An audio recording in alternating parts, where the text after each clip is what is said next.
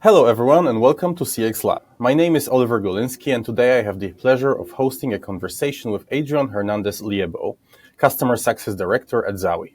In our conversation, we're going to discuss proactive customer retention strategies for SaaS companies. Adrian, welcome to CX Lab.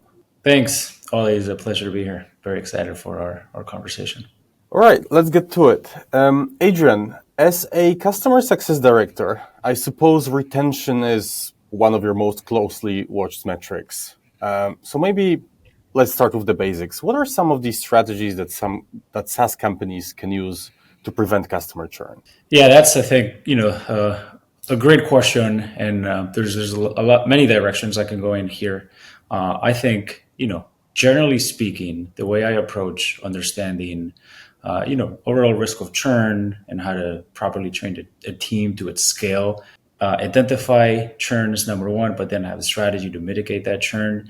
It all starts with discovery, and the discovery starts in the very first call with a customer. It could be a kickoff in which you really want to understand the root reason that drove a purchase decision, in this case in Zowie or in any technology, right? You want to understand what is the problem they have or the need they have they cannot develop internally, that they need to deploy money to buy an external solution to fix that problem. You want to understand the negative consequences for their business if they don't fix that problem. Basically, what's the cost of doing nothing? What you're really uncovering there is how important you are, how important your product is for this business. And then you want to understand where the customer wants to go, right? You need to understand their business goals, and this is not necessarily just the business goals of your champion and the team, but the business goals of the company. You make sure those two are aligned, and you need to make sure what does that end state look like, right? So we buy Zowie, and if Zowie delivers performance, what is that going to help us achieve, and is that contributing to the business goals we discussed? If the answer is yes, amazing. We're going to have a great partnership. We're going to help you solve all your problems. And if the answer is no, you're already starting to think, is this the right product for the need they have? And the exercise you want to do mentally is you want to understand the delta, the difference in between where they are today, that negative scenario, versus where they want to be. And if that difference, if that gap is very big, that would mean a huge opportunity for Zowie. That means this is a big problem they cannot solve, and they're going to put a lot of money to solve it. However, through these conversations, you can also uncover that delta in between, that gap, it's small. So where they are today is not that different from where they want to be in the future. And the problems they're having are not that important. That's already going to put you in a very, very tough position where you're going to start thinking, well, maybe I'm a nice to have product, but I'm not essential. And if that client is in a downturn and they're starting to cut vendors, first ones out the door are those nice to haves, right? So that's just a sort of framework that I use early on with clients where I'm trying to understand where they're at today, and where they want to be, and what that gap is in the middle. And the bigger the gap, the bigger the opportunity. Makes sense. So I suppose for all this discovery, what you're really looking for is signs that might indicate that the customer has a higher likelihood of churning. Would that be the right way to understand this? Yes, and it all boils down to just trying to put your finger on the problem they're trying to solve, and that is because that's what internally is unlocking budget to solve a need, right? So the bigger the problem, the bigger the need, the bigger the chances of us succeeding. Therefore, the lower the chances of churn. So that's just one component. As the relationship evolves, things are going to change. You always want to make sure you have an accurate view on these discussions, but you also, let's bring in relationships into the picture. We typically see, a deal gets done, let's say it's a decent sized contract. There's going to be a lot of stakeholders involved, including, the economic buyers, the decision makers. What we typically see is, deal gets closed, it gets passed to CS, and it moves straight into implementation. So you go from a very high level strategic discussion with a company, your new client, to a very operational, tactical, day-to-day conversation with a completely different set of users. So you lose that sponsorship that you gained. So one thing that I'm very big on with my team is understanding, if we were engaged with the decision-making team to buy your product, let's continue that engagement throughout. And I've seen that that is a really, really strong way to mitigate risk ahead of time, because you have been engaged with decision makers, from day one, versus just going tactical and then trying to, when things don't go according as planned, trying to go back to the decision makers is already too late. The relationship maybe has already been, soured a little bit. So, to summarize all, my answer, understanding the gaps and where they want to be, and making sure you have a high quality relationship with obviously end users, champions, but more importantly, decision makers. Got it. That's really interesting. And you're mentioning relationships a lot. I suppose it can be sometimes quite intangible to measure the quality of a relationship. Do you have any tips and tricks on how to approach this? How do you think about metrics for measuring whether a relationship is where it needs to be, or whether it needs to some work from your team? Yeah, that's a great question, and something that I think CS teams talk about a lot. In my view, it's important, number one, to figure out a way to measure the caliber of your relationships. Just because you have a technical user base of 50 engaged in your webinars or in your trainings with customers does not mean that you are fully aware of how the company is making strategic decisions.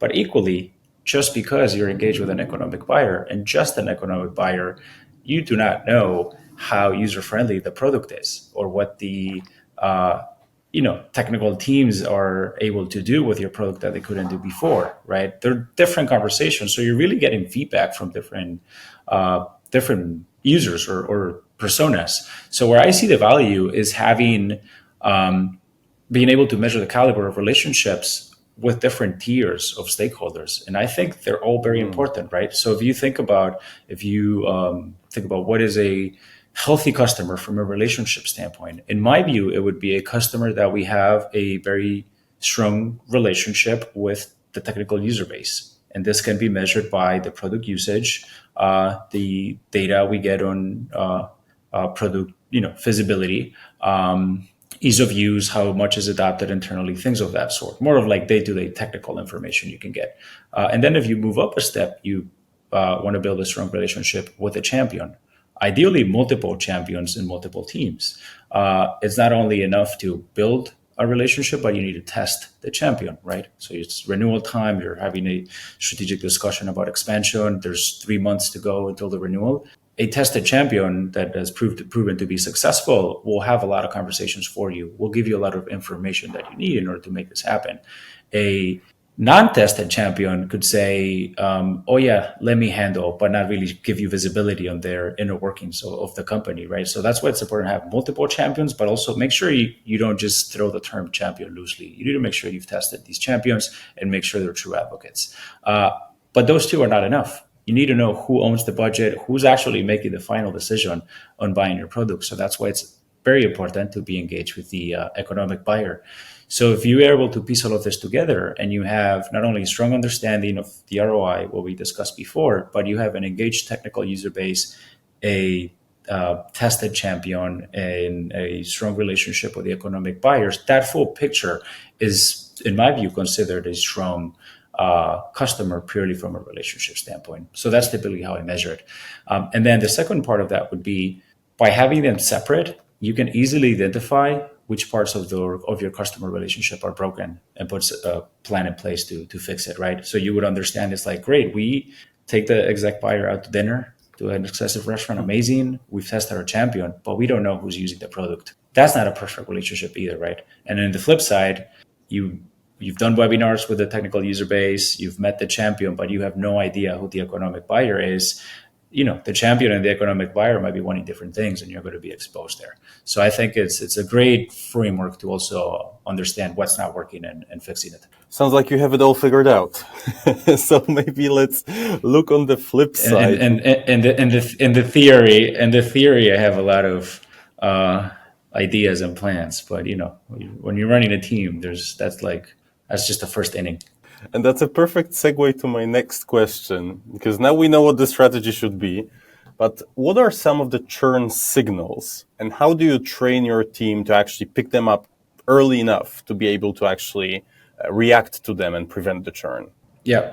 I think a lot of it comes with experience and overall just business acumen. When you're able, like what I said before, right? If you're having a kickoff call and you've been able through good discovery, you've been able to understand that you're a nice to have, and if that company enters a downturn, you will probably get replaced. The more senior CSMs or salespeople, when they're closing a deal, they pick this up right away. It's harder with CSMs they're not as experienced. So generally speaking, when I see best in class teams mitigate churn at scale with all levels of seniority, they're usually teams that are, of course, customer centric, and care about their customer, but are also deeply curious. And I think it's important to understand the difference between caring and being curious. Caring to me is, if your product's not working, you will get involved and you'll try to fix it. If the customer shares negative feedback, you feel some sort of responsibility to turn them around. Curiosity goes a step further, whereas you have a genuine interest on understanding everything about your customer. And I genuinely think that curiosity sparks better discovery, right? I love sports. So if you love sports, or we're talking about, the Real Madrid Barca game, and I have a lot of curiosity about your knowledge, that conversation is going to flow because we both care, we're both passionate, right? I'm not saying that everybody needs to be passionate about their customers, but I do think those that have just that layer of curiosity integrated into the skill set, it just leads to you asking the right questions to get the right information. And if you're doing this with the customer from day one, you're just going to be able to find all those different pieces of feedback that have been shared that are going to influence the final renewal. So that's number one. And number two, I think it builds an incredible trust with the customer. Therefore, usually trust in a customer leads to more openness. So if you are really trusted by your champion, your champion knows you're so knowledgeable on their business, almost more than them about their own org, and you have a renewal conversation 6 months before, and you are not sure where they are, I can guarantee you that conversation is going to go well, and your champion is going to share what they need to share because you've done all your. So I think it's again theoretical, but I think at scale, teams that have just curiosity ingrained in how they operate with customers, it does lead to better results, manifested by being able to uncover churn early on and then put a strong plan in place. Got it. I agree. Curiosity is probably one of the key success factors across several, if not all careers. I would say people that are able to express curiosity, whether working with their teams or customers or doing research work, it's a great indicator of success. Yeah, I think it's key, and it's to me it's not the solution to mitigating churn, but it's the right foundation. And then when you think about solutions, well, with all the right discovery that you were able to do throughout the customer journey, you're going to have a good picture of, again, are we a critical product, a critical feature, are we nice to have? You're going to understand how budget is moving around at that company. You're going to understand, are they growing or they're not? Are they losing share? They're gaining market share, and you're going to be able to position your product accordingly. And I think that's only possible through the discovery. I think a big mistake that CSMs make is just almost having the same talking points about your product every customer, regardless of True. the situation the customer might be in. So they might buy in us to let's say reduce costs, because that's the mandate. They're trying to consolidate. They try to keep costs low. We cannot go into that customer and QBR with the execs and lead with our revenue generating technology. They're really buying us to reduce costs. So that knowledge on what role do you play has to inform the discussions you have. So yeah, those are just some pieces here and there of things I do to to truly understand your customer, just so you could put a plan in place to retain it. So let's say focusing on the wrong features is one of the common mistakes you've mentioned. Are there any others that you would highlight to avoid? Yeah, I think in my experience, it's easier to see mistakes in maybe higher growth companies or just newer companies in general, because there is a playbook on this is how you build, how you scale a customer success team, but doesn't mean that playbook works for every company. And I'm typically quite sequential in how I think about things, right? My train of thought on, this thing needs to happen before we do this thing.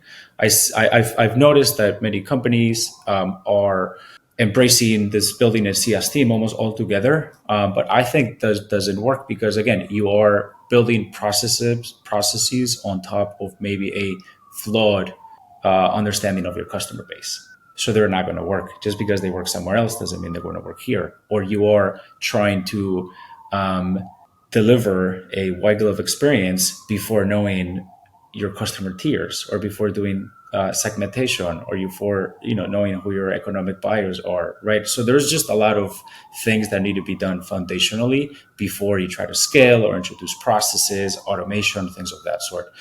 So that's one, I would say, just mistake I've seen in general in CS, which is just putting the solution forward without really understanding the problem. And this applies to strategy, this applies to conversations, but this applies to organization-wide processes as well. Got it.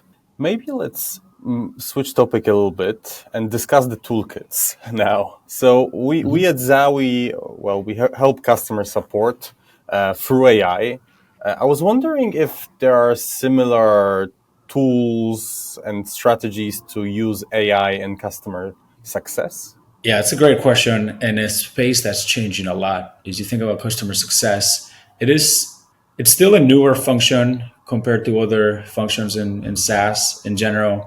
Would love for somebody to correct me here, but the initial CS teams, maybe we're talking 2008, 2009, post financial crisis era, obviously with the growth of enterprise SaaS. So we are now seeing what is at the other side of that, which is maybe too much customer success. Every company has customer success team of huge sizes. That is, there's a question on what is the right way to do customer success at the age of AI. And I think that's super fascinated, and nobody has cracked it yet. So up until now, I would say, pandemic, I was extremely skeptical on any tool enhancing performance of customer success outside of a CRM, which is basically you store, you segment your data of your customers, you manage your renewal and your growth. That's all we needed. So I've never been too keen on adopting tools for CS productivity. So just didn't see any out there. However, that all changed with, and just going to name an actual vendor, with companies like Gong, for example. That for me was a game changer, right? Because think about it. I value the rich conversations that CSMs are having with clients as an indicator of everything else. Often CSMs, when having a conversation that's maybe out of the comfort zone, are more focused on taking notes than actually listening and actively listening and challenging the customer and asking the right questions. So even when I was a CSM, you're going a conversation with a business leader and big exec. You just want to make sure you don't screw it up. So you're taking so many notes just to make sure that then you can pass this to your product team, something you know nothing about, right? So I think any, recording tool in general has really almost like eliminated that function, which it actually allows CSMs to be present and do their best work. So now you don't need to even think about note taking. So from a productivity standpoint, that is huge. It elevates the quality of the conversation. It reduces the, self-induced stress that a lot of CSMs have. And, having certain discussions, or let's say technical discussion or a critical renewal discussion.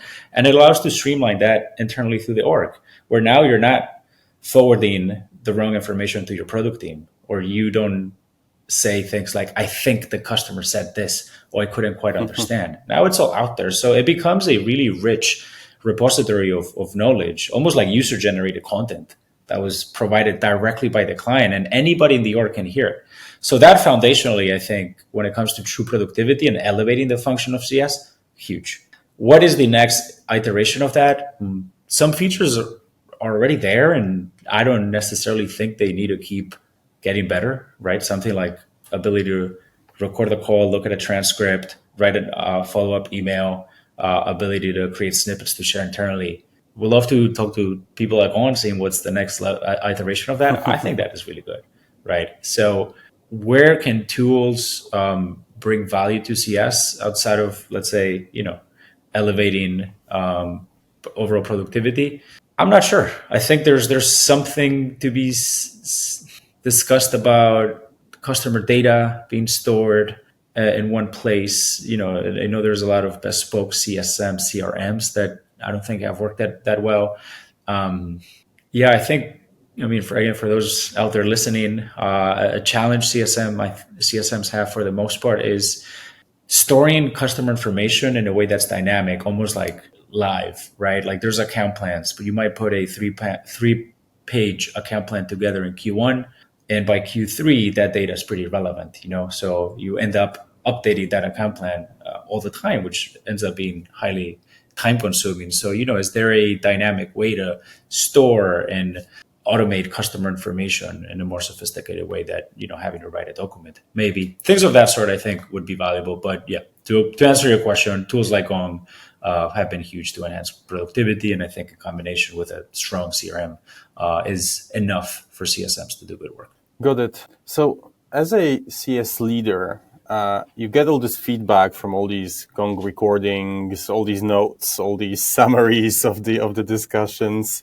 How do you, or what strategies do you have to turn that customer feedback to improve your retention strategy? Yeah, this is hard, and this is something that this is when a CS leader becomes, say, even more important. And it's clear that CS leaders need to be involved in these conversations, right? Like when I join a new team, I try to just speak to all customers as much as possible, because what you want to understand is you want to start identifying patterns, right? And this is at the CSM level and also at the CS leader level, where you want to be able to almost group in different boxes your customer base, and try to group your customer base based on certain criteria. It could be based on use cases, based on renewal risk, based on ARR, based on product issues, and start almost putting like a cohesive picture together of like, this is the representation of our customer base today. In order to do that, you need your CSMs again to do great discovery. And what you want to get out of that is you basically want to understand, I think, what is the volume of where are the conversations we're having with our customers? What the main bulk of our conversations are there about the technicalities of a product? Are they about troubleshooting? Are they about how the product doesn't work? Are they about support? Are they reactive? If that's what you're able to see, what that's telling me is we are not strategic enough. We are, if you think about sort of a ladder of conversations you need to have with a client in order to have high chances to renew that client. If you're only talking about troubleshooting, support, technical stuff, you almost like have not graduated to strategic, right? Where you can actually make an impact. So I think these are the things that CSMs need to do, where they need to almost just, again, be able to take a step back and understand what's the quality of conversations they're having with the customer, right? And on the flip side, you can measure over time. It's like, hey, we were spending 80% of our time talking about implementation, onboarding, troubleshooting, support for many, many months. But now we're able to see how kind of that pendulum is swinging, and we're talking about, opening up new doors, about the product roadmap, about meeting new stakeholders. And all of this can be measurable, but you're just starting to see the evolution of the main volume of conversation that's happening in the right areas. So that's a way where you can, almost understand, like, okay, all the noise from conversations, like what do you need to boil it down to? So that could be one. And then, the influence that the CS team can have on product development, especially at early stage. I think it's key. So having CSMs just actively aware of these conversations in order to almost act like a filter, where they are having, dozens of conversations per week with their customers, but how can they filter out what is irrelevant, what is maybe nice to have, and then just almost like just share what is extremely critical, right? And then you just keep the product team focused on developing what's actually. That was actually meant to be my next question, because I would say not all feature requests are the same, right? A lot of them are important. Some are probably less important. Some are relevant only to one customer. Some are relevant to 80% of your customer base, right? Yeah. And this then translates to the type of relationship that your CS team has with your product. And any tips there on how to keep that relationship healthy and productive for both sides? Yeah, great point. I would say for me, what has worked is understanding that relationship with product, conversation over the roadmap should always be long-term oriented and not short-sighted, right? Because you're building a product not for your customers, not just your customers today, but your customers tomorrow, which is going to be a combination of the customers you already have today plus new customers. So I always need to run a mental exercise where CSMs need to understand almost what is the TAM, what's the addressable market of this feature that this client is asking for. So let's just, real example. You have a large client, one of your largest clients asking for, say, a 500K client asking for one feature that is exclusive to them. And you've done discovery with other customers and, your salespeople have validated this in the market and there's no interest for that feature or product. It's just for this one customer that maybe is at risk of churn. So the most you're going to get out of that feature is a 500K renewal. You're keeping this client, maybe not. Maybe you develop it and then the client doesn't like it or doesn't need it, and you completely wasted resources. So the way CSM should look at it is like, okay, maybe I need to say no to this client because then my product can build this other feature that is relevant to 30% of our customer base plus 20% of the prospects we are speaking to, and the TAM of developing that feature is now 20 million because it's allowing us to expand to a new vertical. So if you're short-sighted, you're probably going to feel the urgency to say yes as a company to that request for that customer because you have 500K on the line. It's going to mess up your entire quarter. For smaller businesses, even derail your year. So in the short term, it makes sense, but in the long term, it's probably killing your opportunity to grow the business and improve the product over time. So that I think is the exercise that CSM should do and product team should do, which is again, we're going to have to say no to a lot of short-term requests, even if extremely urgent, because we're building a company for the long term, and that's generally how you build roadmaps. So yeah, I think it really comes down to understanding the impact your feature is going to have, how many customers, how many ARR is going to be impacted by that, and then understanding what is our long-term view as a company and making sure you work with us. Got it. Adrian, maybe my last question today. So sometimes, despite all the great strategies, all the efforts you take, some customers just become disengaged, right? How do you save that relationship? How do you address this lack of engagement and actually try to win back the customer? Yeah, that's a tough one. I think this might be not necessarily controversial, but not everybody would agree. I think some relationships are not worth saving. Again, maybe that's why you always got to start with the more fundamental client ARR, use case, potential for growth, because you don't want to put too much time, too much resource into re-engaging a customer that's already gone, right? So I do draw a very clear line on what relationships are worth saving, building, what relationships are gone, and it's probably best to focus on something else, right? So for those that it's worth re-engaging and rebuilding the relationship, I think number one, and there's no science to this, is just creativity. I think it's in my team, all ideas are welcome. You want to call this person on their phone, great. You want to show up at their door outside their office with a, bottle of wine, amazing. Want to take them out to dinner to their favorite restaurant, great. All of that I think works. I don't think it's done a lot these days. Some people get weird about it. I think it's cool. So being creative is number one, which is just no strategies, just figure out how to get this person's attention.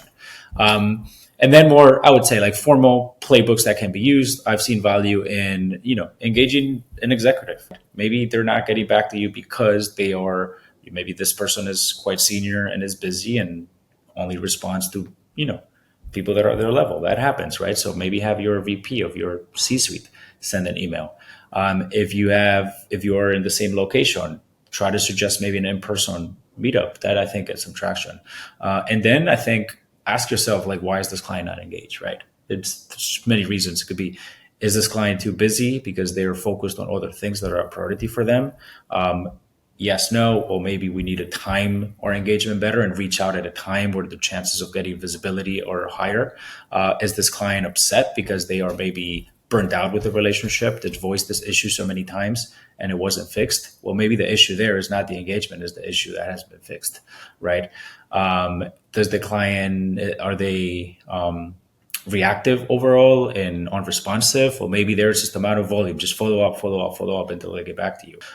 Or maybe it's they don't see value in the product. Or maybe come up with a product or a strategy, a plan that actually has value, right? Like be creative, offer something that they didn't have, put them on a trial for a new product that they wanted to pay for they didn't have, but they didn't have the budget. So there's no science to this. It's just a big part of it is creativity, and a lot of it is just muscle. Just be persistent and try different things, and eventually we'll get their attention. But foundationally, unengaged clients for a long period of time is a testament to something bigger, which is, product's not valuable. They're not responsible for the relationship, or, they're going to churn. It's usually a sign of a bigger truth that you have to identify. Got it.